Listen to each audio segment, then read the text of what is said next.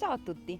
Noi ragazzi del Comitato Storico, in questi mesi difficili, abbiamo continuato a lavorare da lontano.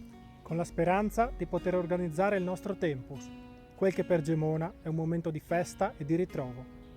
Quest'anno ci sarebbe piaciuto portarvi nel nostro Medioevo, periodo in cui il sacro e il profano si mescolavano assieme, per farvi rivivere, ancora una volta, le gioie e le paure dell'antico Medioevo. Lungo le strade illuminate dalle fiamme delle torce, con i musici ad allietare le vostre serate in taverna con un coccio di mellitum. I teatranti nelle piazze, insieme a numerosi artisti, pronti per strapparvi un sorriso e per lasciarvi a bocca aperta con i fuochi a caduta dal campanile. Abbiamo aspettato fino ad ora per darne comunicazione, dopo esserci confrontati anche con il consiglio direttivo e il nostro presidente.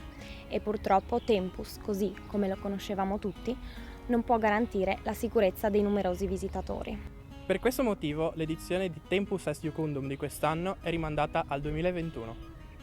Abbiamo deciso di realizzare questo video perché ci sembrava il modo più vicino e trasparente per comunicarvi questa notizia.